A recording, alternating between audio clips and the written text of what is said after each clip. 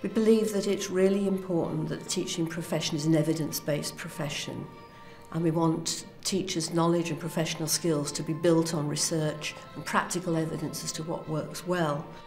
The awards give an opportunity for trainee teachers and indeed serving teachers to learn from what works in practice. They're modelling things, investigating things, and that experience will be valuable to them in the classroom.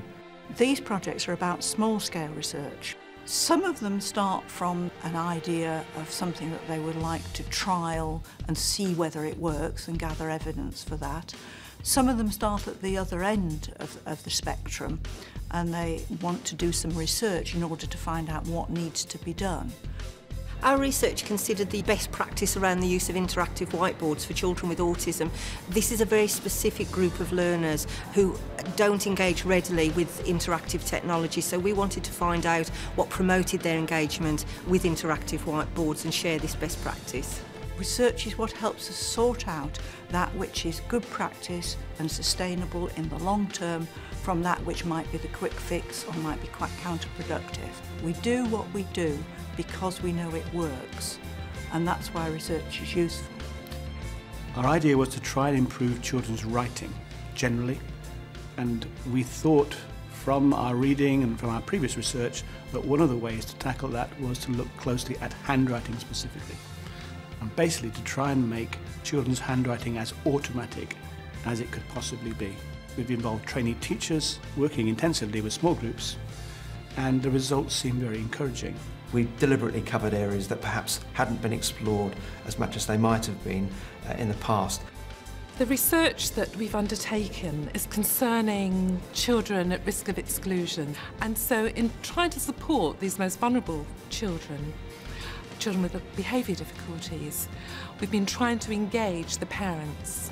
And basically it's about making up stories together, co-creating stories spontaneously, and that spontaneity brings a creativity and brings fun and brings laughter.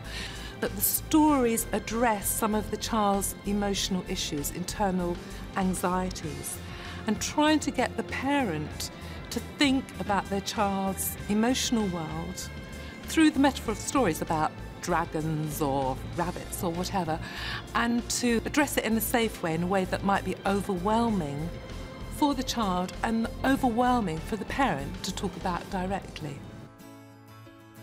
All of these research projects have been brought together at various points to share what they've been doing to learn from one another, and I think that's a very effective way of sustaining what you do over time.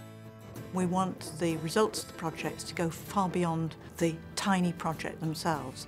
So we've encouraged people to disseminate as widely as they can and as imaginatively and as diversely as they can. Through the research, we've been able to provide a one-day training workshop that's available to all teachers, mainstream and special school teachers. We've also got an article pending in the Journal of Assistive Technology, so again, hopefully, we can share this knowledge with other practitioners. Another thing that we think is really important is collaboration.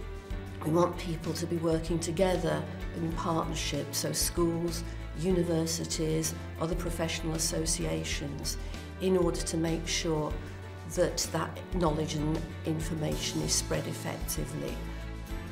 I'm endlessly interested in the sorts of projects that people come up with, the sorts of innovations that they're involved in, and I'm fascinated to work with people to help them find ways to research that and to find inventive ways to research that alongside teaching in the classroom.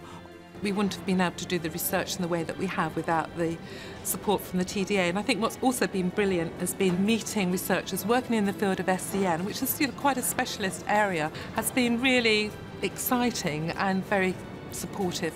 So we'll certainly be applying for more funding, and schemes like the TDA Special Educational Needs Awards, the Research and Development Awards, are very useful for that. We're not looking for any one sort of project. We're looking for projects which are good in their own terms. I think the awards are really important to help schools realise that research should be part of their ongoing culture within the educational arena.